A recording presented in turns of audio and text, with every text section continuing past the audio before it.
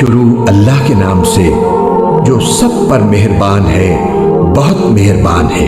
تمام تعریفیں اللہ کی ہیں جو تمام جہانوں کا پروردگار ہے، جو سب پر مہربان، بہت مہربان ہے، جو روز جزا کا مالک ہے۔ اے اللہ، ہم تیری ہی عبادت کرتے ہیں اور تجھی سے مدد مانگتے ہیں۔ ہمیں سیدھے راستے کی ہدایت عطا فرما، ان لوگوں کے راستے کی جن پر تو نے انعام کیا ہے، نہ کہ ان لوگوں کے راستے کی جن پر غضب نازل ہوا ہے، اور نہ ان کے راستے کی جو بھٹکے ہوئے ہیں۔ آمین۔ شروع اللہ کے نام سے جو سب پر مہربان ہے، بہت مہربان ہے۔ الف لام میم۔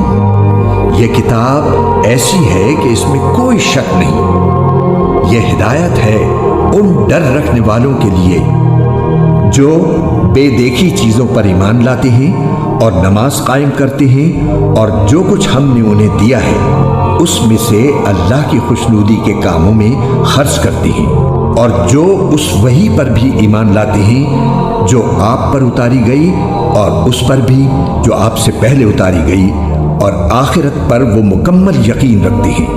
یہ ہیں وہ لوگ جو اپنے پروردگار کی طرف سے صحیح راستے پر ہیں، اور یہی وہ لوگ ہیں جو فلاح پانے والے ہیں۔ بے شک وہ لوگ جنہوں نے کفر اپنا لیا ہے، ان کے حق میں دونوں باتیں برابر ہیں، چاہے آپ ان کو ڈرائیں یا نہ ڈرائیں، وہ ایمان نہیں لائیں گے۔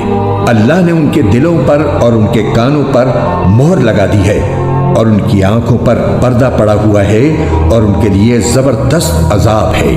کچھ لوگ وہ ہیں جو کہتے ہیں کہ ہم اللہ پر اور یوم آخرت پر ایمان لے آئے، حالانکہ وہ حقیقت میں مومن نہیں ہیں۔ وہ اللہ کو اور ان لوگوں کو جو واقعی ایمان لا چکے ہیں دھوکہ دیتے ہیں، اور حقیقت تو یہ ہے کہ وہ اپنے سوا کسی اور کو دھوکہ نہیں دے رہے، لیکن انہیں اس بات کا احساس نہیں ہے۔ ان کے دلوں میں روگ ہے، چنانچہ اللہ نے ان کے روگ میں اور اضافہ کر دیا ہے، اور ان کے لیے دردناک سزا تیار ہے، کیونکہ وہ جھوٹ بولا کرتے تھے۔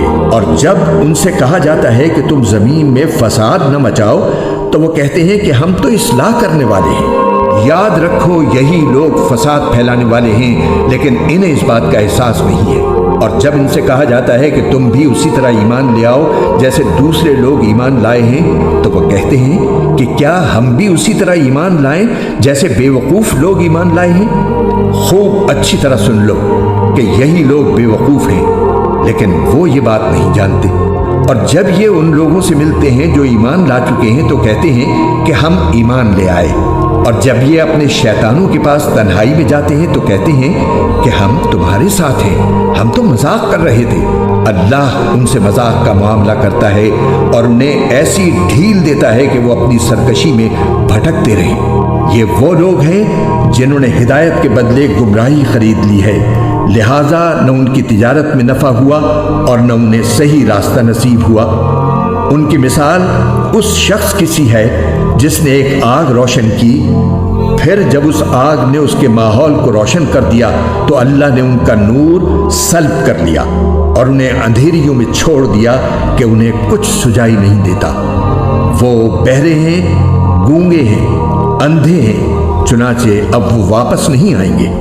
یا پھر ان منافقوں کی مثال ایسی ہے جیسے آسمان سے برستی ایک بارش ہو، جس میں اندھیریاں بھی ہوں اور گرج بھی اور چمک بھی۔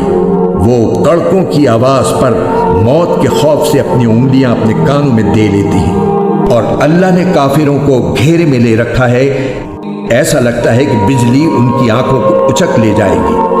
جب بھی بجلی ان کے لیے روشنی کر دیتی ہے وہ اس روشنی میں چل پڑتے ہیں، اور جب وہ ان پر اندھیرا کر دیتی ہے تو کھڑے رہ جاتے ہیں۔ اور اگر اللہ چاہتا تو ان کے سننے اور دیکھنے کی طاقتیں چھین لیتا۔ بے شک اللہ ہر چیز پر قدرت رکھتا ہے۔ اے لوگو، اپنے اس پروردگار کی عبادت کرو جس نے تمہیں اور ان لوگوں کو پیدا کیا جو تم سے پہلے گزرے ہیں، تاکہ تم متقی بن جاؤ۔ وہ پروردگار جس نے تمہارے لیے زمین کو بچھونا بنایا اور آسمان کو چھت اور آسمان سے پانی برسایا، پھر اس کے ذریعے تمہارے رزق کے طور پر پھل نکالے، لہٰذا اللہ کے ساتھ شریک نہ ٹھہراؤ جبکہ تم یہ سب باتیں جانتے ہو۔ اور اگر تم اس قرآن کے بارے میں ذرا بھی شک میں ہو جو ہم نے اپنے بندے محمد صلی اللہ علیہ وآلہ وسلم پر اتارا ہے تو اس جیسی کوئی ایک صورت ہی بنا لاؤ، اور اگر سچے ہو تو اللہ کے سوا اپنے تمام مددگاروں کو بلا لو۔ پھر بھی اگر تم یہ کام نہ کر سکو، اور یقیناً کبھی نہیں کر سکو گے، تو ڈرو اس آگ سے جس کا ایندھن انسان اور پتھر ہوں گے، وہ کافروں کے لیے تیار کی گئی ہے۔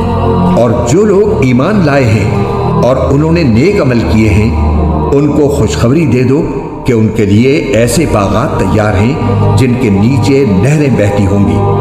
جب کبھی ان کو ان باغات میں سے کوئی پھل رزق کے طور پر دیا جائے گا تو وہ کہیں گے یہ تو وہی ہے جو ہمیں پہلے بھی دیا گیا تھا، اور انہیں وہ رزق ایسا ہی دیا جائے گا جو دیکھنے میں ملتا جلتا ہوگا، اور ان کے لیے وہاں پاکیزہ بیویاں ہوں گی، اور وہ ان باغات میں ہمیشہ ہمیشہ رہیں گے۔